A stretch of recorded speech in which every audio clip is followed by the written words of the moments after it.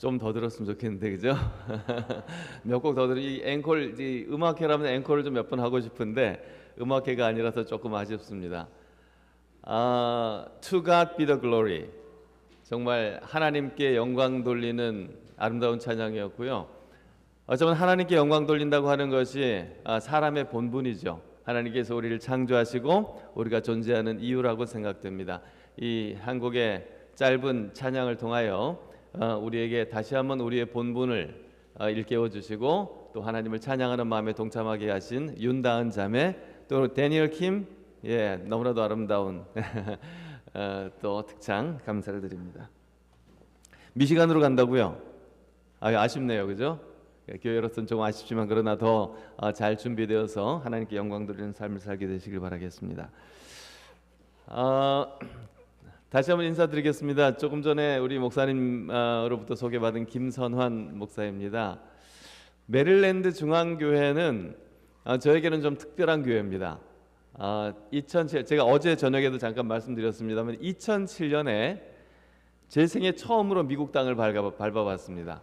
처음으로 미국 땅을 밟아봤는데 그 땅 처음 밟아가지고 처음 참석한 교회가 메릴랜드 중앙교회예요. 그래서 그때는 그 야외 예배 때였는데 야외 예배 잠깐 참석해서 제가 말씀을 전한 기억이 있습니다. 그 제 미국의 첫 경험입니다.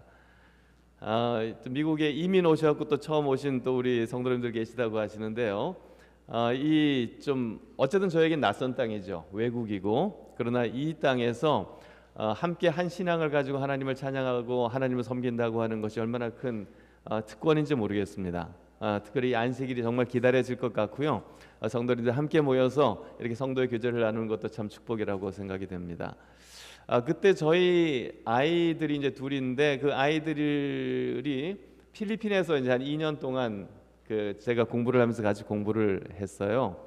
그러다가 정말 우연한 기회에 여기서 한 1시간 반, 2시간 게리스버그가 여기서 한 그 정도 거리 되죠. 그렇게 멀지 않습니다.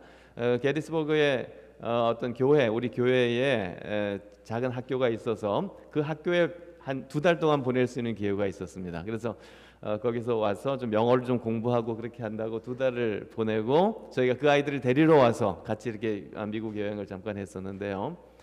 지금 돌이켜 보면 그때 좀 짧았지만 그때 그 아이들이 미국을 경험했던 것이 그 아이들에게는 큰 좋은 경험이었던 것 같아요.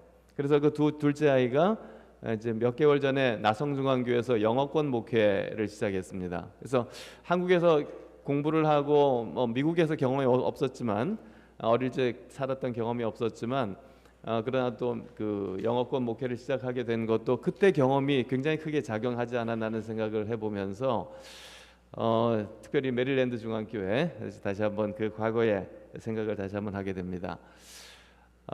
오늘 제가 여러분들에게 드릴 말씀의 제목은 복음과 자유라고 하는 말씀입니다. 제가 그 맡고 있는 그 부서가 어제도 말씀드렸지만 그 세계선교부라고 하는 부서와 그리고 종교자유부라고 합니다. 종교자유부라고 하는 것은 사실은 저희 부서가 가지고 있는 이름의 절반만 말씀드리는 겁니다. 실제로는 Public Affairs and Religious Liberty 그렇습니다. 그래서 줄여서는 PARL이라고 하는데요. Public Affairs and Religious Liberty. 그래서 주로 Religious Liberty를 강조를 하다 보니까 종교자유부라고 하는데 사실은 앞에 부분도 굉장히 중요합니다. 대외 협력이라고 그럴까요? 이 우리 교회와 사회, 우리가 사는 세상을 어떻게 하면 연결시킬 것인가? 우리가 어떻게 하면 우리가 잘 조화롭게 살 수 있을까? 라고 하는 것도 사실 이 부서가 하는 일 중에 하나입니다. 그저 우리의 권리만 주장하는 것이 아니라 우리가 이 사회에서 종교 자유를 실현시키고 또 많은 사람들에게 애드보킷이라 그러죠. 이 고유한 정말 이 인권 그리고 자유에 대해서 수호하고 또 앞으로 이끌어 나가는 그런 역할을 해야 된다고 하는 그런 의미가 이 부서의 이름에 사실은 녹아져 있습니다. 제가 이게 잘 익숙하지 않아서 한번 좀 자, 그래서 오늘은요 조금 전에 말씀드렸던 것처럼 또 제가 죄송합니다. 테크니시.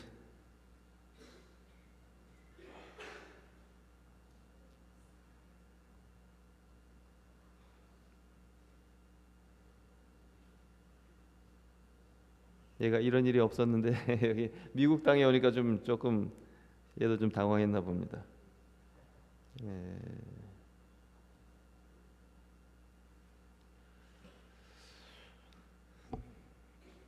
잠깐만요.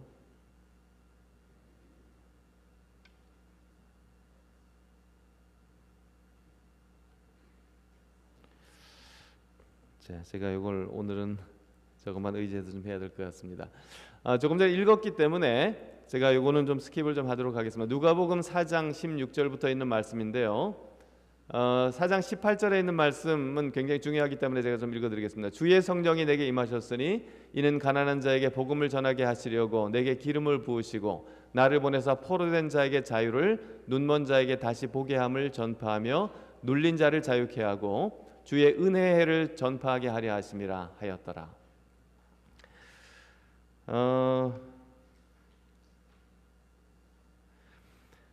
여러분, 이 말씀은 누가복음에 기록되어 있는데요.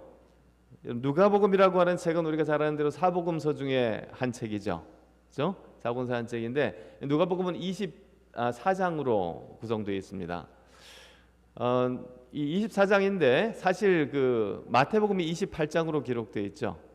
그런데 그 장수는 좀 적지만 사실은 가장 긴 그런 신약 성경에서 가장 긴 성경입니다. 사복음서 중에서 가장 길고 신약 성경에서도 가장 깁니다. 특별히 누가복음은 누가가 그 제목에서 나오는 것처럼 누가가 기록했는데요. 누가가 누가복음과 사도행전을 기록했죠. 그래서 좀 역사적인 부분을 기록을 했습니다. 예수님 당시 예수님의 사역에 대한 역사적인 것들을 기록했고 그 바로 이후에 초대교회의 그런 어떤 역사를 기록한 그런 저자인데요. 특별히 누가복음은 거기 서문에도 나와 있는 것처럼 데오빌로라고 하는 실제 인물에게 예수님의 사역에 대한 것들을 전하기 위하여 편지 형식으로 그렇게 기록되어 있습니다. 이 편지라고 하기에는 좀 길긴 하지만 어쨌든 편지입니다. 누가가 좀 강조한 것들인데 그것은 어떻게 보면 예수님의 역사성입니다. 예수님은 역사적인 인물이다라고 하는 걸 강조했어요. 신화적인 인물이 아니고 그다음 종교적이나 어떤 그런 그 기독교 신앙에 의해서만 존재하는 그런 분이 아니라 실제적으로 역사적으로 존재했던 분이다라고 하는 것들을 강조하기 위해서 노력을 많이 했습니다. 그러다 보니까 예수님의 탄생에 대해서 굉장히 많은 분량을 차지했죠, 그죠? 뭐 안나의 기도라든지 사가랴의 기도라든지 그런 장황한 그런 부분들을 누가만 기록을 했습니다. 또 누가가 기록한 게 뭐가 있을까요? 누가만 기록한 것들이 예수님께서 12살 때 예루살렘 성전을 방문하신 것 있죠. 그런 거 누가만 기록했어요. 그래서 예수님의 그 탄생과 특별히 유년기, 예수님이 갑자기 태어났다가 30살에 갑자기 나타나는 그런 어떤 신비의 인물이 아니라 실제로 이 세상에 존재했던 역사에 존재했던 인물이라고 하는 것을 보여주기 위해서 사실은 많은 노력을 했습니다. 그 누가가 기록한 첫 번째 예수님의 설교가 누가복음 4장 16절부터 나와 있는 이 말씀이에요. 예수님께서 자라나신 곳 나사렛에서 어디 들어가셨어요? 회당에 들어가셔서 말씀을 하십니다. 근데 회당에 들어가서 말씀하시는데 그 당시 회당에서 하는 그런 예배 형태는 지금과 좀 달랐습니다. 간단하게 누군가가 나와서 두루마리에 있는 성경 말씀을 읽고 그리고 그 말씀을 가지고 서로 토론하고 하는 주로 이제 그런 형식으로 예배가 이루어졌었어요. 그래서 그날도 예수님께서 처음 좀 이렇게 낯선 분이었기 때문에 거기는 회당장이 아마도 예수님을 초청해서 말씀을 좀 읽도록 하고 그래서 예수님께서 말씀을 펴서 읽었던 것이 바로 이사야 61장에 나오는 이 말씀입니다. 이 말씀을 읽으시면서 이것이 너희 앞에 응하였다라고 하면서 바로 예수님께서 하실 사역이 바로 이런 것이라고 하는 본인의 사역에 대한 이야기를 여기서 하고 있는 것입니다. 제가 이거 좀 했죠. 자, 그래서 이걸 제가 좀 정리를 해보면요. 누가복음 4장 18절로 19절에 나와 있는 이 이사야 61장에 나와 있는 말씀을 거기서 발표를 하셨는데 이것들을 제가 정리하면 그렇습니다. 서원으로는 주의 성령이 내게 임하셨으니 내게 기름을 부으셨다. 그러면서 예수님께서 이 땅에서 이루실 사명에 대해서 한 5가지 정도로 정리를 하셨다고 볼 수 있습니다. 첫 번째는 가난한 자에게 복음을 전하게 하시려고, 두 번째는 포로된 자에게 자유를 전파하고, 세 번째는 눈먼 자에게 다시 보게 함을 전파하고, 네 번째는 눌린 자를 자유하게 하고, 마지막 5번째는 주의 은혜의 해를 전파하게 하려 하심이라. 여러분들에게 질문 하나 드리겠습니다. 자, 여기에 지금 이제 뭐 5가지라고 나와 있지만 여러분, 이 5가지 예수님의 사명을 단 하나로 정리하라면 대표적인 것이 무엇이냐, 요약해라 라고 하면 여러분 뭐라고 하시겠습니까? 예, 어떤 분이 말씀하신 것 같은데요. 예수님께서 이 땅에 오신 목적은 사명을 딱 하나로 말하라고 요약하라고 한다면, 저에게 말씀하라고 한다면 예수님께서 이 땅에 오신 것은 우리에게 자유를 주시기 위하여 오셨다라고 저는 말하고 싶습니다. 여러분, 이 사명의 핵심은 사실은 자유입니다. 이 내용을 좀 자유라고 하는 측면에서 다시 한번 좀 본다면 그렇게 말할 수가 있어요. 자, 예수님은, 그분의 사명은 가난한 자들에게 절망으로부터의 자유를 주는 것입니다. 또 포로된 자들에게 속박으로부터 자유를 주는 것입니다. 그리고 눈먼 자들에게는 흑암으로부터 자유를, 눌린 자들에게는 압제로부터의 자유를, 그래서 마침내 주의 자유의 해인 희년, 주빌리라 그러죠, 그죠? 주빌리를 선포하는 것이 바로 예수님의 사명이었어요. 여러분, 그런 의미에서 이 자유라고 하는 것은 그저 우리의 어떤 인권, 인간으로서, 보편적인 인간으로서도 굉장히 중요한 그런 것이지만, 특별히 예수님에게는, 이 기독교에서는, 하나님에게는, 특별히 크리스찬들에게는 너무나도 중요한 그런 덕목인 것입니다. 예수님께서 이 땅에 오신 목적이 우리에게 자유를 주시기 위한 것이기 때문에 그렇습니다. 예수님의 그 사역을 생각해 보면 우리가 그것들을 좀 생각할 수 있는데요. 예수님께서 하셨던 그 사역들은 많은 부분의 병자들을 고치시고, 그죠? 그들을 고통으로부터, 질병으로부터 자유롭게 하시는 것이 예수님의 사역의 굉장히 중요한 부분이었습니다. 여러분, 좀 뭐 우리가 사시다 보면 아픈 적들이 많이 있으시죠? 고통, 질병. 저는 여기 와서요, 지난주에 한 30년 만에 제가 아주 극심한 치통을 경험했습니다. 치통을. 얼마나 아주 극심한 치통. 그래서 제가 LA 쪽에 있다가 이건 어떻게 하지 하고 아는 분에게 이렇게 전화도 해보고 했는데, 당장 제가 또 이쪽으로 와야 되는 형편이기도 하고요. 또 다음 주에 한국으로 돌아가는 형편이기 때문에 또 치과에 가기도 굉장히 어렵고, 그래서 아주 제가, 그런데 밤에 잠을 좀 며칠을 못 자고, 그런 좀 최근에 그런 일들이 있었습니다. 그러다가 제가 어떤 분에게 전화를 했더니까 진통제를 먹어라, 애드빌이라고 하는 걸 먹어라 그러는데 저는 처음 들어봤습니다. 애드빌이라고 하는 진통제가 있다고 먹어라 그래서 제가 그 애드빌을 지금 한 3일째 먹고 있습니다. 그러다 보니까 이게 통증은 가시는데 이게 좀 정신이 약간 몽롱한 그런 게 좀 있는 것 같아요. 그래서 제가 좀 오늘도 걱정스럽게 이 단에 좀 올라섰습니다만, 애드빌은 잠깐의 고통으로부터 나를 조금 이렇게 좀 완화시키는 거죠, 그죠? 릴리스하는 거죠. 좀 완화시키는 효과는 있지만 실제로 저를 통증으로부터 완전히 자유롭게 하지는 못하는 것 같아요. 예수님께서 이 땅에 계실 때는 정말 그 많은 사람들에게 실제적인 고통으로부터 그들을 자유롭게 했습니다. 그리고 귀신 들린 자들, 그죠? 귀신의 속박 아래 있는 자들을 그 귀신의 속박으로부터 자유롭게 하는, 그리고 심지어는 죽음에 갇힌 자들을 살리는 나사로와 같은 그런 일들도 있었습니다. 제가 여러분 저기 보시다시피 여인이 치유를 경험한 순간은 바로 자유의 순간이었다 그랬는데, 12해를 혈루증으로 앓던 그 여인에 대한 이야기를 우리가 잘 알고 있습니다. 그 여인이 예수님에게 가면 어떻게 할 수 있겠다? 내가 이 질병으로부터 12전이라 나를 가둬버렸던, 압제했던 이 질병으로부터 나를 자유롭게 할 수 있겠다라고 하는 생각을 가지고 예수님께 갔고 그 옷자락을 만졌고 바로 그 순간 정말 그는 치유를 받았습니다. 그 치유의 순간은 어쩌면 그 여인에게 여인이 자유를 경험하는 그런 순간이었습니다.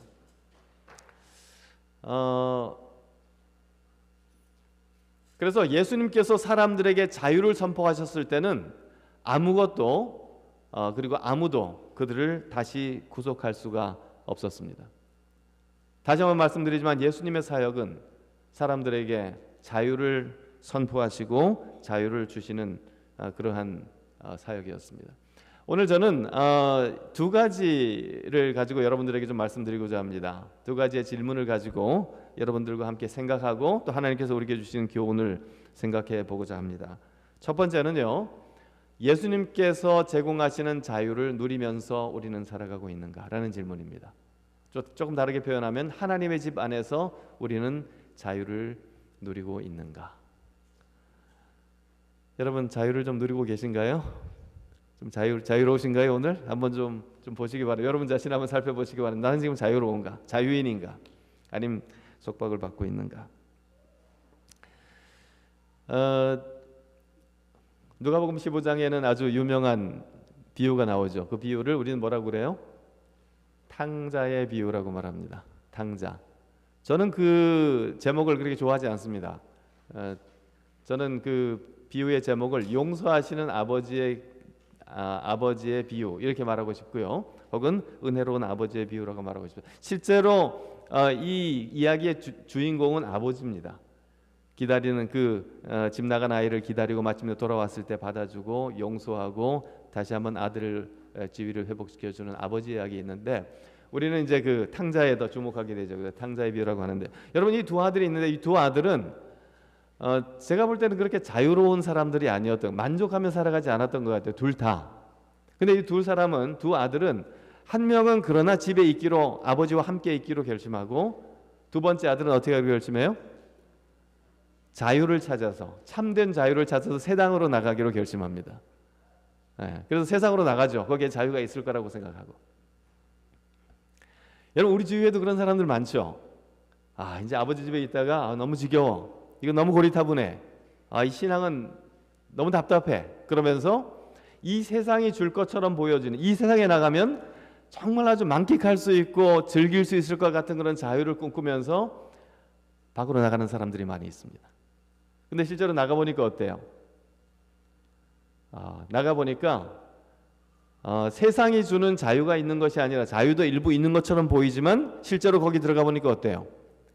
세상이 나를 다른 모양으로 억압하는 그런 경험을 하게 됩니다.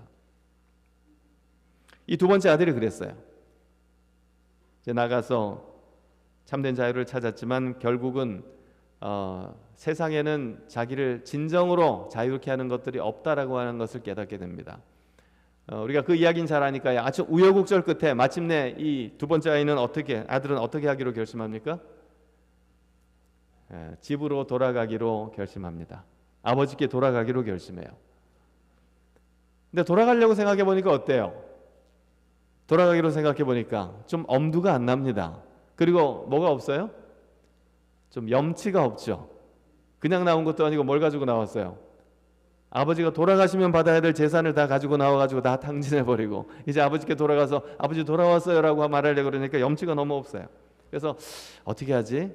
돌아는 가야 되겠는데 어떻게 하지? 고민하다가 내가 아버지를 만나면 내 염치 없으니까 내가 이렇게 말해야겠다 라고 이제 아버지께 말해야 될 말을 준비합니다. 그게 여기 나오는 이 누가복음 15장 18절 19절에 나오는 말씀이에요. 준비하면 아마 썼는지 모르겠어요. 아니면 잘 기억하고 이렇게 외웠는지 모르겠습니다. 아버지여, 내가 아버지와 아들 하늘과 아버지께 죄를 얻었사오니 지금부터는 아버지의 아들이라 일컬음을 감당치 못하겠나이다. 나를 품꾼의 하나로 보소서. 좀 양심은 그래도 좀 남아있죠. 그래가지고 아들로도 가기는 좀 그렇고 지금 가서 아들입니다 그러긴 좀 그렇고 아버지 만나면 그러지 마시고 여기 종들 많으니까 종들처럼 저를 좀 집에서 좀 이렇게 좀 살 수 있도록 좀 해주십시오.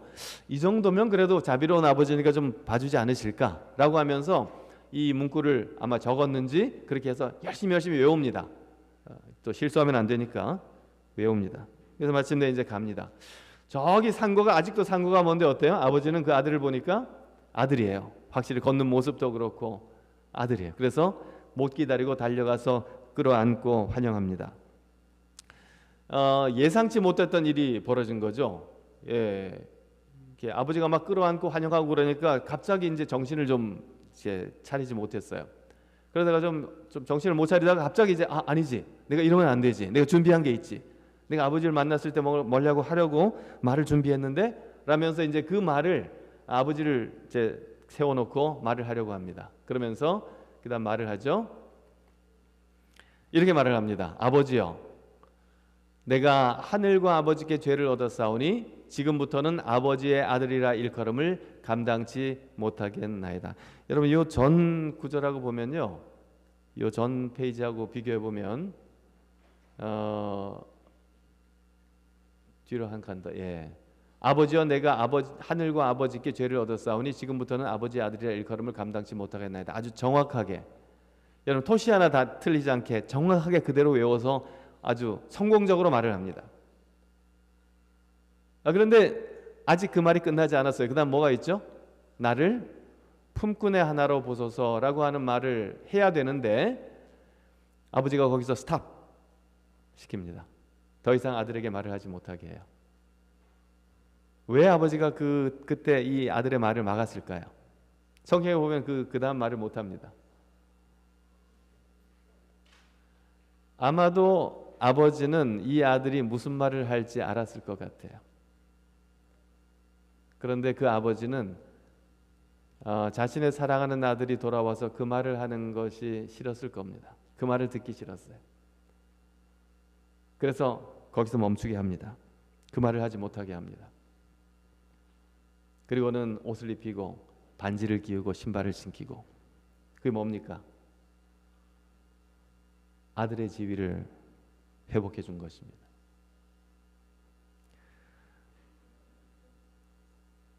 여러분, 이 둘째 아들은 아버지에게 종으로 돌아왔어요. 나는 종이 돼야지라고 생각하면서 돌아왔어요. 그러나 아버지는 이 아들을 자유인으로 받아주신 것입니다. 자유한 아들로 받아주신 것입니다. 여러분, 그것이 바로 우리 하나님이세요. 여러분, 우리가 살다 보면은 좀 하나님께 염치 없을 때가 많이 있죠. 우리가 하나님 잘못했습니다, 죄송합니다라고 말하는 것도 한두 번이지 참 염치 없을 때가 많이 있습니다. 똑같은 죄를 계속 반복하고 여전히 변하지 않는 나 자신을 바라볼 때 아버지 집에 돌아간다고 하는 게 참 염치가 없어요. 쭈뼛쭈뼛해지고, 그죠? 어떻게 가야 되지? 어떻게 말을 해야 되지? 그럴 때가 있는 것입니다. 근데 우리는 그렇지만 하나님은 기다리고 계세요. 반복된 죄라고 할지라도 그 죄를 진심으로 회개하고 진심으로 하나님께 나오길 기다리고 계십니다. 그러면 하나님께서 이 영어로 프로베이션 기간 딱 주고, 자, 프로베이션 지금 한 달 줄 테니까 네가 잘하나 보자, 이렇게 안 하시고 어떻게 하세요? 바로 우리를 당신의 아들로 받아들이십니다. 바로 용서해 주시고 바로 자유인으로 우리를 받아주십니다. 왜냐하면 하나님께서 우리에게 주시고자 하시는 것이 바로 자유이기 때문에 그렇습니다. 죄로부터의 자유. 근데 참 안타까운 것은요, 이 우리가 말하는 탕자의 비유라고 하는 이 비유는 이 둘째 아들의 해피엔딩으로 끝나지 않습니다. 첫 번째 아들의 이야기로 맞춰져요. 그리고 예수님께서 말씀하시려고 하셨던 것, 그 당시 유대인들에게 말씀하고자 하셨던 것이 바로 이 부분이었습니다. 여기 첫째 아들이 일을 열심히 하고 돌아오니까 뭐가 일어나고 있어요? 집에서 잔치가 일어나고 있고 이 풍악이 울려지고 맛있는 냄새가 나고 그러죠. 보니까 이제 둘째 아들이 돌아왔다고 소를 잡고 난리가 났어요. 근데 기뻐해야 되는 이 둘째 아들, 동생이 돌아왔으니까 기뻐해야 되는 첫째 아들이 어때요? 마음에 불편함이 생겼어요. 그래서 뭐라고 해요? 아버지한테. 아버지가 그러니까 밖에 들어오지 않고 있는 그 첫째 아들을 부르러 나가셨죠. 위로하고 부르러 나가죠. 그렇지 말고 들어와라라고 하려고 나가셨는데 그 아버지에게 하는 말이 이것입니다. 누가복음 15장 29절 30절. 내가 여러 해 아버지를 섬겨 명이 어김을 없거늘 내게는 염소 새끼라도 주어 내 벗과 즐기게 하시니 없더니 아버지의 살림을 창기와 함께 먹어버린 이 아들이 돌아오매 이를 위하여 살찐 송아지를 잡으셨나이다. 제가 여러 해 아버지를 섬겼다라고 하는 이 말이 NIV에는 slaving 이렇게 해놨어요. 다시 말해서 내가 평생 동안 여러 해 동안 아버지의 종으로 살았는데 아버지는 저에게 뭘 해주셨습니까?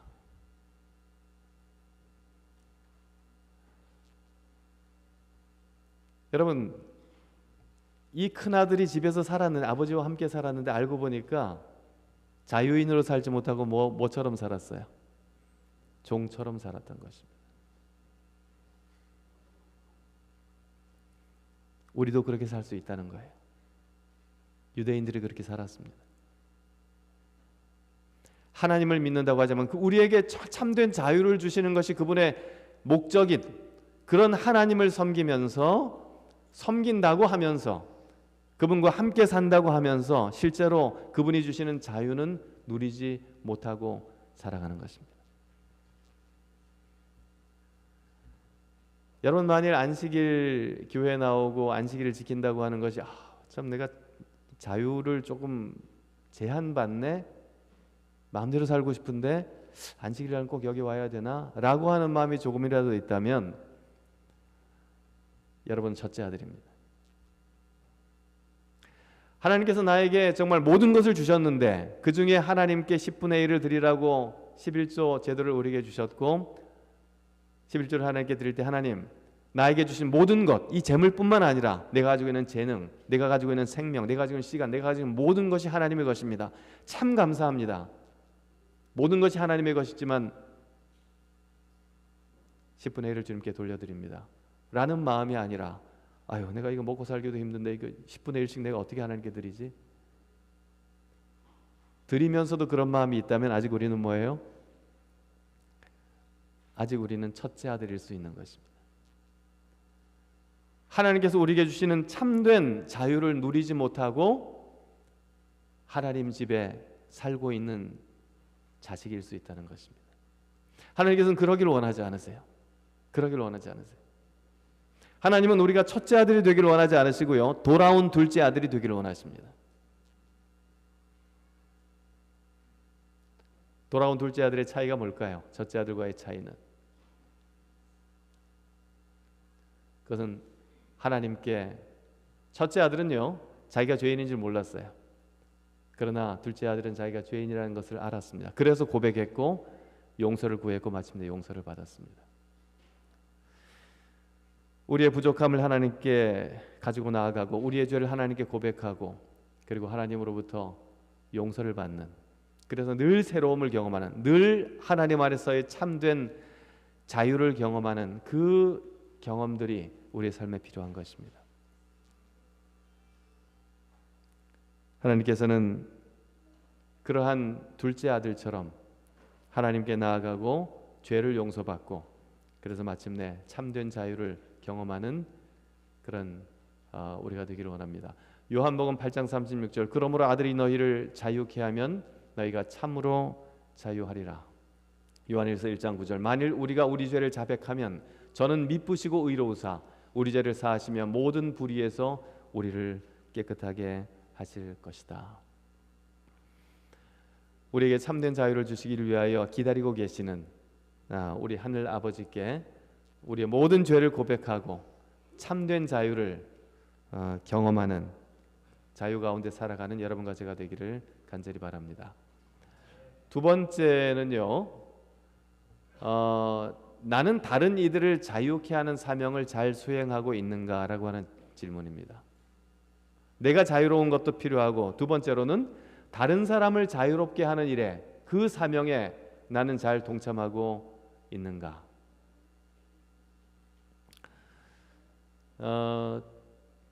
여기 Public Affairs and Religious Liberty라고 하는 게 나오죠.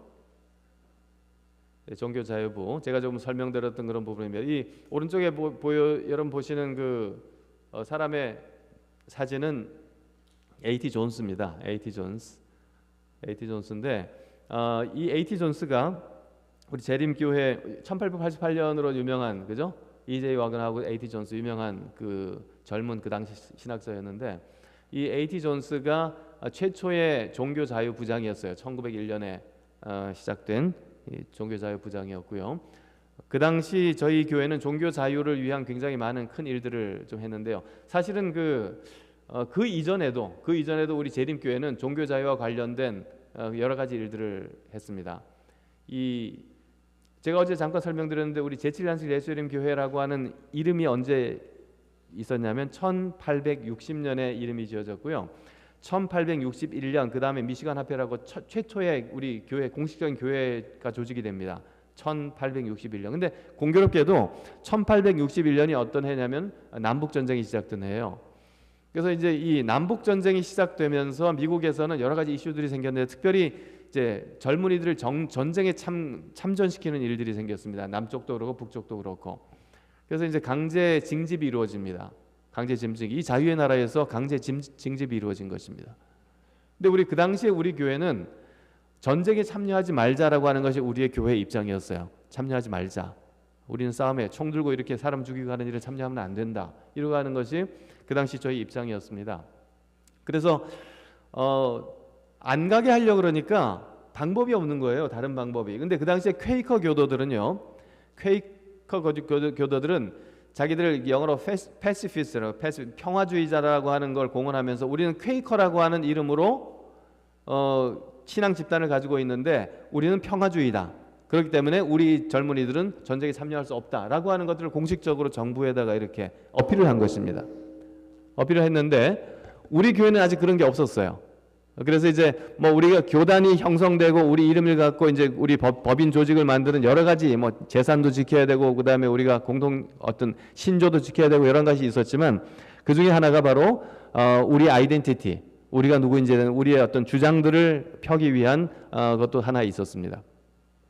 그래서 이제 그 1863년에 대총회가 조직되고요. 그런 일이 있었는데 처음에는 우리 교회 이름으로 미시간주에다가 처음에는 이제 그 어필을 했어요. 그래서 그 주지사에게 우리는 우리 젊은이들이 이제 전쟁에 참여하지 못하겠습니다. 이렇게 나중에 연방정부에까지 하는데 그러한 것들을 하기 위해서 상당히 많은 운동들이 이루어졌습니다. 그래서 서로 이제 사인도 받고 그다음에 그 사람들을 안 가도록 하기 위해서는 대신 대체할 수 있는 뭐 이 기금 마련, 돈을 내면 좀 안 갈 수 있었어요.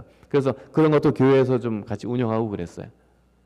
그때 재림교회 교인 수가 몇 명인지 아십니까? 뭐 세 개라 봤자 그 당시 뭐 미시간 그 북미주 그 동북부에 주로 있긴 했었지만요. 그 당시 재림교회 교인 수가 4,000명밖에 안 됐습니다. 4,000명. 제가 듣기로는 그 로마린다 교회, 대학교회 인원이 4,000명 정도 된다고 제가 들었는데요. 지금으로 말하면 그 큰 교회 한 인원밖에 되질 않았어요. 지금은 2,200만이죠. 근데 우리가 아직 작았을 때부터 소수였을 때부터 우리의 어떤 종교 자유를 위하여 우리 교회는 굉장히 적극적으로 그냥 뭐 기도만 한 것이 아니라 적극적으로 무엇인가를 했다고 하는 것입니다. 그것이 우리 재림교회 역사를 보면은 알 수가 있어요. 그래서 여러분 지금 우리가 사는 세상은 굉장히 종교 자유가 많이 보장된 것처럼 보이는데 그렇지 않습니다. 여기 있는 한 윌버포스라고 하는 기구에서 이제 낸 통계인데요. 여기는 이렇게 되어 있어요. 종교 자유에 대한 위협은 세계적으로 충격적인 수준인데 세계 인구의 80%에 해당하는 약 54억의 사람들이 종교적 핍박, 종교적 차별, 그리고 종교적 제약이 가해지는 국가에 살고 있다는 것입니다. 이 80% 안에 미국이 들어갈까요? 안 들어갈까요? 미국은 당연히 안 들어가죠. 미국 안 들어갑니다. 한국 들어갈까요? 안 들어갈까요? 안 들어갑니다. 그 외에 그보다 훨씬 심한, 우리도 사실 좀 약간의 차별은 있어요. 근데 그것보다 굉장히 심한 그런 차별과 그 다음에 핍박 그리고 제약이 있는 나라들이 그 인구를 다 합치면 80%다라고 하는 것입니다. 여기 persecution이라고 되어 있는데 핍박이 있는 나라들은 빨간색으로 되어 있고요. 그 다음에 discrimination이라고 하고 차별이 있는 나라들은 주황색으로 되어 있는데 보시면 아시지만 이제 이런 나라들이 보이시죠? 여기에 한국, 일본 보면은 색깔 없죠, 그죠? 몽골도 색깔 없고 지금 현재 대만도 색깔이 없습니다. 우리 북아태 지회 지역은 색깔이 없습니다. 북미주 색깔이 없고요. 그런데 여전히 종교의 자유에는 많은 도전을 받고 있습니다. 특별히 한국, 일본, 대만 제가 말씀드렸지만 일본, 대만이 지금 굉장히 많이 우리 교회에서 어려움을 갖고 있는 것 중에 하나가 뭐냐면 대학 시험입니다. 대학 시험이 안식일에 포함되어 있어요. 대만 같은 경우는 안식일하고 일요일날 쳐야 됩니다. 안식일 안 치면 절반밖에 안 돼도 대학에 들어갈 수가 없어요. 그런 것들이 있고요. 특별히 군대, 대만도 그렇고 징집이 있습니다. 몽골도 징집이 있는데요. 이런 것들이 굉장히 그 안식일 지키기가 어려운 그런 상황입니다. 우리 과거에 지금도 좀 사실 한국도 쉽지는 않아요. 그러나 많이 좀 개선이 됐는데요. 여전히 많은 도전을 받고 있습니다. 제가 시간이 많지 않기 때문에 자세히는 말씀을 못 드리는데 이게 뭐냐면 지금 2023년 31개 여기 지금 국시원이라고 하는 이 공중보건, 의료보건과 관련된 국가시험을 다 주관하는 한국에서 주관하는 그런 시험센터인데요. 굉장히 중요한 의사고시부터 시작해가지고 굉장히 중요한 그 의료보건 계통의 시험을 여기서 다 주관합니다. 근데 31개의 시험 중에 17개가 토요일이 있어요. 나머지 14개도 토요일에 있는 것도 있습니다만 선택적으로 2번 있으면 하나는 다른 날이 있기 때문에 칠 수 있는 것들이 있고 그런 거 빼고 반드시 토요일에 시험을 치지 않으면 안 되는 시험이 17개나 됩니다. 예. 그 중에 하나가 간호조무사 시험이에요. 간호조무사 시험. 그래서 저희가 2021년에 어떤 집사님이 간호조무사 시험을 하다가 이제 안식일 때문에 안 돼가지고 여러 가지 노력을 하다가 저희가 하다가 처음에는 인권위원회에 제소를 했어요. 그래서 인권위원회에서 이거 좀 어떻게 좀 해주십시오. 이건 인권에 소수 종교인들의 인권에 관련된 거니까 좀 잘해주십시오라고 했는데 거기서 결국은 맞다. 당신들의 생각이 맞다. 그러니까 국시원에 이제 저걸 보냈어요. 레터를 보내가지고 고려를 해라. 이거 한번 바꿔주면 되는 거 아니냐. 혹은 평일로 해주거나 적어도 시험을 안식일 해주고 나서 치게 하든지 다른 옵션을 줘야 되는 거 아니냐. 이런 걸 했어요. 했는데 국시원이 거절했습니다. 예, 거절했고 그래서 저희가 하다가 나중에는 헌법소원까지 가게 된 것입니다. 헌법소원. 이거는 이퀄리티죠. 이 평등에 관련해서 이건 헌법을 위배하는 것이다 라고 해서 헌법소원을 했고 저희 그것을 위해서 많이 기도하고 했습니다만 지난 6월 29일 날 최종 판결이 났어요. 헌법재판소에서 기각됐습니다. 기각. 그래서 그 헌법재판소의 그 9명의 재판관 중에서 3명은 우리 편을 들었어요. 그러나 6명은 아니다. 뭐 공공의 이익이 더 우선한다. 뭐 이런 식으로 해가지고 6명은 반대편을 했습니다. 그래서 6대3으로 저희가 기각되고 졌습니다. 최근에 있었던 일입니다, 여러분. 그래서 사실 이번에 저희가 그 국제 종교자유 협회에 지금 참석을 하는데 한국에서 여러 우리 부장님들이 함께 종교자유 부장님들이 함께 참석을 하는데 저희가 기대하기는 거긴 그래도 저희 교회뿐만 아니라 다른 그런 어떤 퍼블릭 섹터에서도 오시는 그런 분들도 계시고 그래서 유엔에서도 오시고 그래서 그런 분들에게 좀 이렇게 어필할 수 있는 그런 기회가 있으면 좋겠다라는 생각 가지고 대청회와 지금 얘기를 좀 하고 있습니다. 지금까지 저희는 이런 일이 있으면 그냥 우리가 약자니까 참아야지 아니면 다른 방법을 어떻게 해야지라고 하는 생각만 가지고 있었지만 최근 들어서는 저희가 아니다. 우리가 적극적으로 이런 문제에 대해서는 또 어필을 하고 우리의 권리를 또 이렇게 주장하고 할 필요가 있겠다라는 생각 때문에 저희가 한국에서는 대법원에 2가지가 간 거 여러분 혹시 아시는지 모르겠습니다. 2019년에 이 한지만군 이 의과대학에서 시험이 안식일 날 있어가지고 시험을 치르지 못한 겁니다. 그래서 저게 됐어요. 페일이 됐습니다. 그래서 그 친구가 하다가 나중에 어떻게 했냐면은 법원으로 이제 수를 했어요. 그래서 1심에서 졌고 2심에서 이겼어요. 마침내 대법원에서 이겼습니다. 그렇게 해서 지금 그 친구는 다시 복원을 해가지고 복학을 해가지고 지금 잘 다니고 있어요. 그런 일들이 지금 최근에 일어나기 시작했고 또 이제 또 다른 일들이 또 하나 있었습니다. 어쨌든 그런 일들을 통해서 우리가 보다 적극적으로 우리가 가지고 있는 신앙의 권리를 주장하고 이런 것들이 좀 필요한 때 우리가 살아가고 있습니다. 우리 메릴랜드 중앙교회 성도님들도 지금 한국은 그런 면에서 미국보다는 굉장히 좀 뒤떨어져 있습니다. 이 똑같은 이 판결이 난 6월 29일 날 미국에서는 또 다른 재판이 있었어요.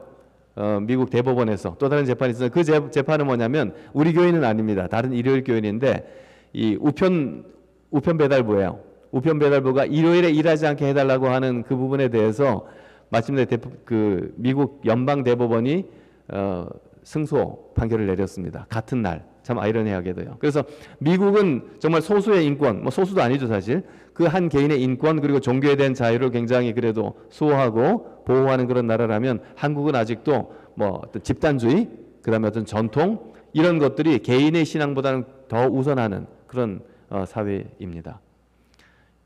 한국을 위해서 많이 기도해 주시고요. 특별히 우리 재림교회를 위해서, 특별히 이러한 그런 분쟁들을 위해서 또 그 일을 위하여 정말 신앙을 위해서 신앙 위에 굳게 서고자 하는 그런 젊은이들을 위해서 여러분 기도해 주시면 감사하겠습니다. 화이트보이는 교회 증언 5권에 이렇게 말하고 있습니다. 우리가 양심의 자유를 지키기 위하여 아무 일도 하지 않고 잠잠히 앉아있기만 한다면 우리는 하나님의 뜻을 행하지 않고 있는 것이다. 더 열심 있는 기도를 드리자. 그리고 그 기도와 조화되는 일을 하도록 하자. 기도하고 그 기도에 합당한 노력을 기울이자라고 하는 것입니다. 우리가 여기 다니엘과 그리고 에스더 사진을 제가 좀 이렇게 보여드리는데요. 다니엘이 어떻게 했죠? 다니엘이 먹어라라고 했을 때 자기 신앙을 지키기 위해서 나는 못합니다라고 그냥 말 한마디 하고 끝내지 않았습니다. 기도만 하고 끝내지 않고 어떻게 했어요? 환관장에게 구하고 그 다음에 또 왕에게도 구하고 하면서 시험을 하라고 하고 어떤 대외 협력적인 것들을 했다고 하는 것입니다. 그래서 무엇인가 우리의 자유를 위하여 노력하는 그런 노력의 과정들을 겪었다고 하는 거죠. 에스더도 마찬가지죠. 에스더도 그냥 동족들하고 기도만 해보자. 그럼 하나님께서 어떻게 해주겠지 안 하고 모르드게 뭡니까? 그 당시에 아하수엘의 왕을 만나러 가죠. 그러면서 유명한 말을 남기죠. 뭐 하면 뭐 하리라? 죽으면 죽으리라. 목숨까지 걸면서 어떻게 한 것입니까? 우리의 신앙을 지키기 위하여 행동에 옮긴 것입니다. 여러분 저는 그렇게 생각합니다. 에스더도 그렇고요. 다니엘도 그렇고 그들이 자기의 신앙을 지키기 위하여 최선의 노력을 다하고 종교 자유를 위하여 최선의 노력을 다했던 그 순간, 그렇게 함으로 그들은 그 어떤 순간보다도 더 선교에 있어서 크게 이바지하고 있었다고 저는 생각합니다. 하나님을 알리는 일에 그것보다 더 큰 것이 무엇이 있었겠습니까, 여러분? 그죠?